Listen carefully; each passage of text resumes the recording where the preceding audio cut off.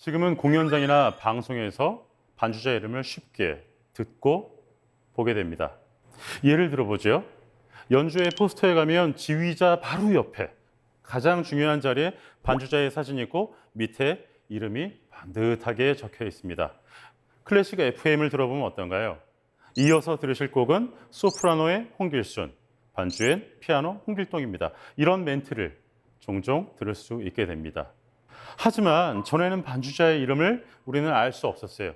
어떻게 했냐면 그저 with piano accompaniment, 익명의 반주자, 그냥 피아노 반주, 이게 전부였어요. 왜 그랬냐면 피아노 반주자는 독주 연주자로서의 실력이 좀 부족해서 솔리스트가 될 수 없었던 조금 실력이 떨어지는 피아니스트, 이런 생각이 있었기 때문이에요.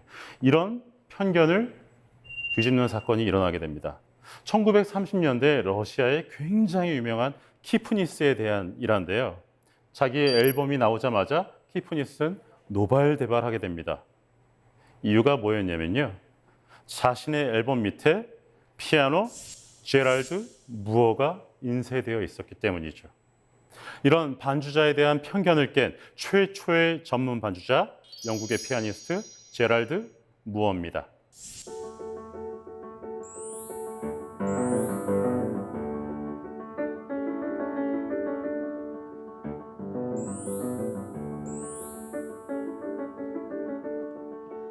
항상 최고 수준의 연주와 완벽한 해석으로 훌륭한 무대를 선보였던 제랄드 무어는 모든 성악가들이 함께 연주하고 싶은 반주자였습니다. 그리고 그 사람이 남긴 명연주, 명음반들은 그 수를 다 헤아릴 수 없을 만큼 방대하기도 하죠. 제랄드 무어의 활동 영역은 비단 성악 영역에만 그치지 않았습니다. 당시에 굉장히 유명한 첼리스트 파블로 카잘스라든지 자클린 뒤프레, 그리고 예후디 메뉴인 같은 기악 연주자들도 모두 제랄드 무어와 함께 연주하고 공연하고 싶어 했습니다. 1967년 런던에서는 음악 역사상 가장 아름다운 음악회가 열렸습니다. 그리고 이 연주를 위해 당대 최고의 성악가인 디트리 피셔 디스카우나 엘리자베스 슈바르츠코프, 빅토리아 로스 앙헬레스 등이 모였죠. 이 세계적인 슈퍼스타들이 한자리에 의기투합해서 모인 이유는 바로 제랄드 무어의 은퇴 연주에서 노래하기 위해서였습니다. 그렇게 성대하고 멋진 공연도 이제 프로그램을 다 해갔습니다. 그러자 제랄드 무어는 무대 중앙으로 뚜벅뚜벅 걸어나와 관객들에게 인사를 하죠. 그리고 40년 동안 반주자로서, 음악인으로서 음악 안에서 행복했던 삶을 마감하는 감사의 의미로 피아노 연주를 하기로 합니다. 당대 최고의 전문 반주자이자 피아니스트였지만 제랄드 무어는 평생 동안 단 한 번도 독주 연주를 한 적이 없습니다. 그래서 오늘 이 자리에서 제랄드 무어는 자기 인생의 처음이자 마지막으로 독주 연주를 하기로 결심합니다. 모든 사람들은 다 궁금해했죠. 저렇게 위대한 전문 반주자가 마지막으로 은퇴할 땐 어떤 곡을 연주할까? 베토벤 소나타? 모차르트 피아노 소나타? 하지만 그가 선택한 곡은 슈베르트가 음악에 감사하는 마음을 그린 음악. 음악은 항상 나를 더 좋은 곳으로 이끌어주고 회석의 구렁텅이에서 나를 끌어주고 항상 더 좋은 시간과 좋은 세상을 이끌어 주었다는 노래, 음악회를 연주하기로 합니다. 단 1분 30초였습니다.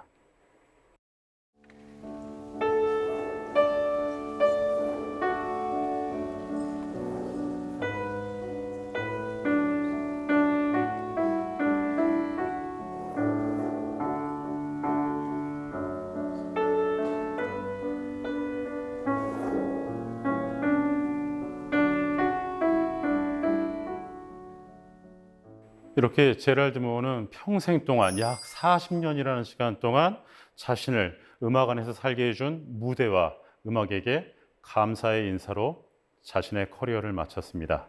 그리고 사람들은 제랄드 무어의 앞날을 축복이라도 해주듯이 박수 소리도 요란하지 않았고 그 누구도 앵콜을 외치지 않았습니다. 음악하는 사람으로서 음악가의 위대함을 말할 때 음악가의 가장 위대한 점은 뼈와 살을 깎는 연습이 아닙니다. 수천 번의 연습보다 정말 더 힘든 건 상대방과 같이 협주한다는 데 있습니다. 같이 협주를 한다는 건 나와 같이 하는 파트너에 대해서도 충분히 공부해야 되고 연구해야 되고 아주 세심한 감정 하나하나까지 캐치할 수 있어야 됩니다. 그리고 그렇게 할 수 있는 유일한 방법은 내가 언제든지 상대방에 맞출 수 있도록 내 마음을 살짝 무른 상태로 만들어 두는 것이죠. 은퇴 연주회에서 고백하길 제랄드 무어는 이렇게 얘기했습니다. 나는 종종 내가 반주자로서의 전통적인 태도인 조심성을 잃어버리고 너무 크게 연주하지 않나 늘 걱정되었다고 고백했습니다. 꼰대의 가장 큰 특징 중에 하나가 남의 이야기를 잘 안 듣는 거죠. 그리고 목소리가 아주 크다는 데 있죠. 제랄드 무어를 보면서 이런 소통의 미학을 느껴보게 됩니다. 항상 남들보다 목소리를 크게 내세우기보단 오히려 자신의 목소리를 주면서 남의 이야기를 더 많이 들어주는 것이 인생에 있어서도 아름다운 협주를 만들어내갈 수 있는 비법이 아닌가 생각해 보게 됩니다.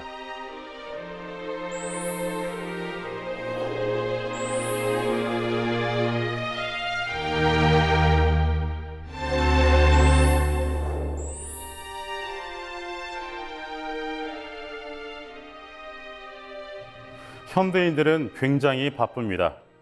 그 중에서도 특히 도시에서 사는 중년의 남자들은 아주 바쁜 일정을 보내죠. 저 같은 경우만 하더라도 막역한 친구 사이에서도 미리미리 예약을 하지 않으면 오늘 같이 저녁이나 먹을까? 이런 얘기가 쉽게 입에서 떨어지질 않습니다.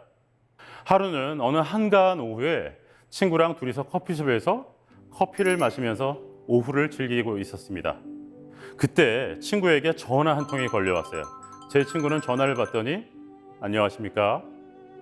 제가 지금 잠깐 손님이 와 계셔서요. 제가 미팅 끝나면 바로 전화 드리겠습니다. 뭐 그렇게 악의적인 거짓말은 아니지만 저로서는 잘 이해가 안 갔어요. 아니 그냥 친구랑 커피 한 잔 마시고 잠시 후에 전화 드릴게 하면 될걸? 왜 이렇게 불필요한 거짓말을 하지? 제 친구는 실제로도 굉장히 바쁜 사람이었지만 남들한테 항상 바쁘게 일하는 사람처럼 보이려고 실제보다 더 바쁘고 정신없이 쫓기면서 살고 있는 것 같았습니다. 그리고 그 친구 메신저의 프로필에는 이렇게 적혀 있었습니다. 졸면 죽는다. 이쯤 되면 한번 좀 심각하게 생각해 봐야 하는 거 아닐까요? 왜 중년의 남자들은 바쁘지 않으면 불안해할까요? 왜 언제부터 이렇게 바쁜 삶이 남자들의 미덕이 된 걸까요? 이번에 들려드릴 이야기는 프랑스 최고의 작곡가이자 프랑스 최고의 오르가니스트 까미유 생상스입니다. 이렇게 위대한 작곡가 까미유 생상스도 지금 좀 전에 제가 말씀드린 친구 이야기처럼 남들의 눈을 굉장히 의식하는 작곡가이기도 했습니다. 51살이 되던 해 생상스는 독일, 오스트리아, 체코로 연주 여행을 떠나게 됩니다. 당시에 생상스의 음악계에서 입지는 사실 조금 위태로운 상황이었어요. 이유는 한해전의 독일 음악과 바그너에 대한 비판 때문이었는데요.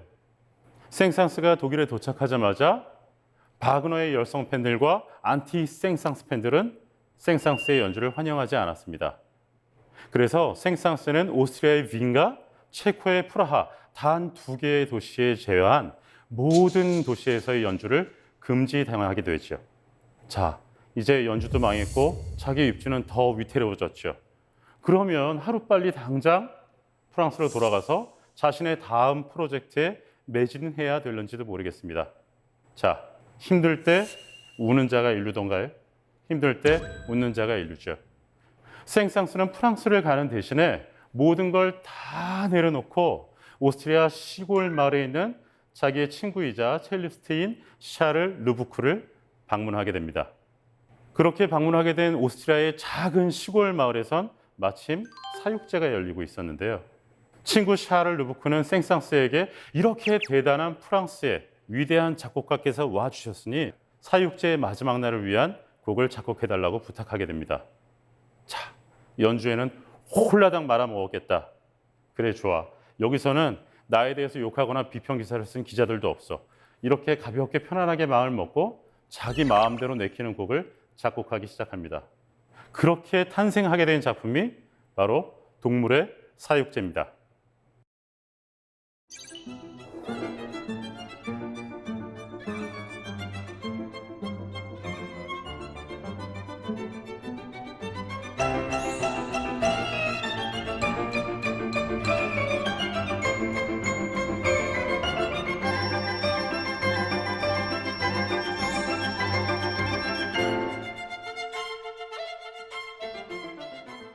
동물의 사육제에서 사육제는 카니발을 의미합니다. 그리고 카니발은 축제를 의미하죠. 자, 축제는 어떻죠? 평소에 자신의 모습을 내버리고 축제 자체를 실컷 즐기죠. 다 큰 어른이 꽃갈 모자를 쓰기도 하고요. 얼굴에 우스꽝스러운 분장을 하기도 합니다.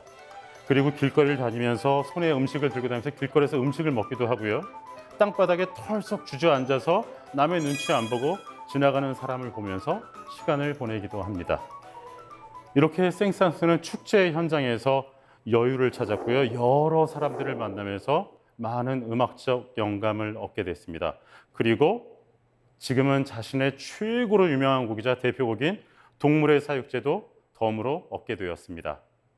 굉장히 바쁜 일정이었고 다가올 프로젝트에 대해서 느꼈을 중압감 또한 굉장히 컸을 겁니다. 하지만 만약에 생상스가 모든 것을 벗어버리고 여행을 떠나지 않았다면, 휴식을 취하지 않았다면 아마 저희가 오늘날 동물 사육제처럼 훌륭한 작품을 만날 수 없지 않았을까요? 사람들이 바쁘게 열심히 살아서 성취감을 느끼고 남들한테 인정을 받고 싶은 욕구는 너무 당연한 거죠.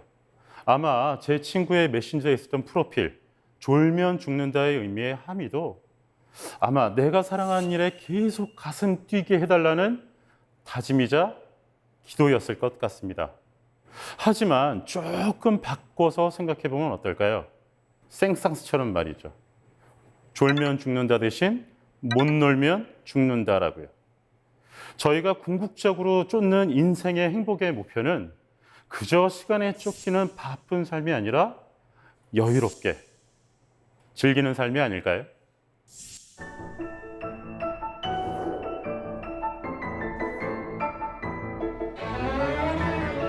요즘 남자들의 대화에서 절대로 빠질 수 없는 주제가 있습니다. 바로 건강과 외모에 관한 이야기입니다. 비타민이나 영양제는 말할 것도 없고요. 이젠 저 같은 중년의 남자들도 서로 모여서 보톡스나 필러에 대해서 얘기하는 것을 전혀 부끄러워하지 않습니다. 얘기를 잘 들어보면 어차피 늙을 거 그래도 최대한 천천히 좀 노화를 좀 늦춰보자라든가, 아니면 이미 온 노화라면 적어도 좀 잘 감춰보기라도 하자는 것입니다. 아마 외모를 잘 갖고 건강한 남자가 성공한 남자라는 공식에 확신이 있는 것처럼 보입니다. 하지만 제가 생각하는 진짜 멋있는 젠틀맨은 외모에만 국한되어 있진 않습니다. 우리가 흔히 쓰는 말로 롤 모델이라는 말이 있죠. 독일 말로는 Vorbild라고 합니다. 말 그대로 하면 앞에 있는 그림, 앞에 두고 보는 그림 정도의 뜻이 있습니다. 거울 앞에서 자신의 주름만 관리하는 것보다 이분이었으면 이런 인생의 구비구비에서 어떤 결정을 했을까? 이 자리에서 어떤 표정을 지어 보였을까? 어떤 멋있는 말을 했을까? 라고 한 번쯤 생각해 볼 수 있는 롤 모델이 있다면 웰 에이징에 굉장히 큰 도움이 될 거라고 생각합니다. 자, 여기 웰 에이징이 무엇인지, 어떻게 사는 것이 멋진 인생이고 어떻게 늙어가는 것이 진정 멋있게 늙는 것인지 몸소 보여준 음악가가 있습니다. 바로 첼로의 성자 파블로 카잘스입니다. 13살의 어린 파블로 카잘스는 바르셀로나 부두가에 있는 한 헌책방을 들르게 됩니다. 그리고 그곳에서 저 한 구석에 놓여있는 악보 한 뭉치를 발견하게 되죠. 나중에 카잘스의 말에 따르면 카잘스는 이 순간을 이렇게 기억합니다. 그 경험은 나에게 마치 마법처럼 신비한 경험이었다고요. 그렇게 알 수 없는 마술 같은 힘에 이끌려서 소년 카잘스는 악보를 사게 되고 가슴에 품에 안고 집으로 곧장 뛰어가게 됩니다. 그렇게 악보를 발견한 카잘스는 하루도 빼지 않고 매일매일 이 작품을 연습했습니다. 그렇게 12년의 세월이 지나고 파블로 카자스가 25살이 되던 해 드디어 첫 번째 공개 연주회를 하게 됩니다. 그리고 그로부터 또 35년이 지난 후 카잘스가 60세가 되어서야 첫 음반 레코딩을 하게 됩니다. 이렇게 나오게 된 작품이 바흐의 첼로 무반주 모음곡입니다.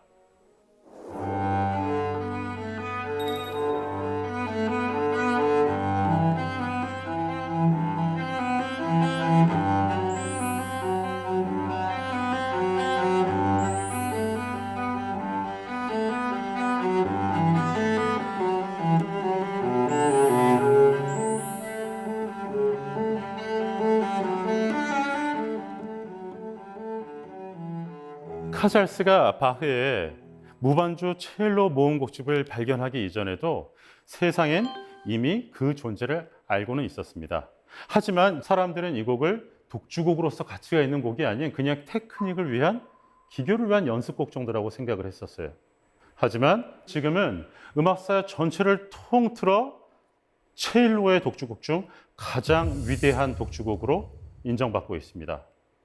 그래서 지금은 전 세계 첼리스트라면 누구나 공부해야 되고 반드시 넘어야 할 산처럼 자리매김하고 있습니다.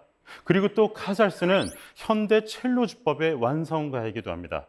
지금처럼 손가락을 활짝 벌려서 현을 짚는다던가 활을 켤 때 팔꿈치를 활짝 벌리고 하는 이 모든 포지션들도 다 카잘스의 창안에 의해서 발견된 것입니다. 그리고 그런 연주법은 지금도 모두 카잘스의 것을 따르고 있죠. 카잘스 이전의 첼로라는 악기는 그저 오케스트라의 한 귀퉁이에서 그냥 묵묵히 저음을 담당하던 반주 악기에 불과했어요. 하지만 카잘스의 이런 곡의 발굴과 악기 연주주법의 창안으로 인해서 지금은 가장 사랑받는 독주 악기 중에 하나로 우뚝 서게 됐습니다.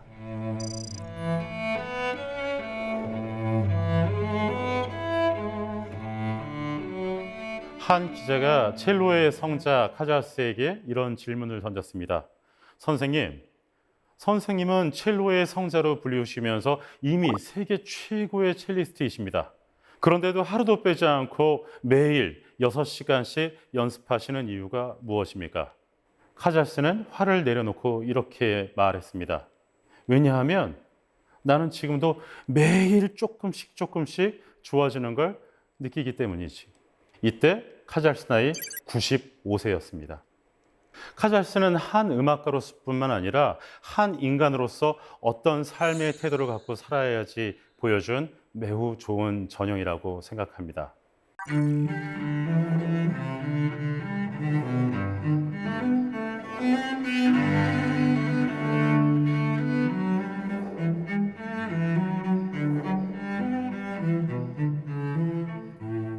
몸만 젊다고 외모만 잘 갖고 있다고 웰 에이징이라고 얘기할 수 없죠. 늙어도 멋있게 늙는, 진짜 멋있게 늙는 남자가 젠틀맨이 아닐까요? 멋있게 늙어갈 수 있는 여러 가지 방법이 있지만 제가 여러분들께 추천드리고 싶은 방법은 바로 클래식 음악을 듣는 것입니다. 왜냐하면 상대적으로 여성분들은 서로 감정에 대해서 터놓고 이야기할 기회가 참 많은 것 같아요. 그리고 그런 모습이 참 익숙해 보여요. 근데 남자들은 그럴 일이 잘 없죠. 남자들끼리 모여서 커피숍을 가서 팥빙수를 먹으면서 오밀조밀한 얘기를 잘 하지 않거든요. 이젠 남자들도 그런 감정에 대해서 좀 돌봐야 되고 존중해줘야 되고 좀 토닥여줄 필요가 있다고 생각합니다. 그리고 여러분의 감정을 치유하고 감정을 어루만지는 데 있어서 클래식 음악이 가장 좋은 동반자가 될 수 있을지도 모르겠습니다. 클래식 음악을 통해서 우리 대한민국의 모든 남자들이 더 풍부한 감정을 갖게 되고 그래서 더 예민한 감수성을 갖게 된다면 우리 사회도 조금 더 안전해지고 건강해지고 솔직해지지 않을까요? 남자들이여 클래식 음악을 들으십시오. 긴 강연 들으셔서 감사합니다.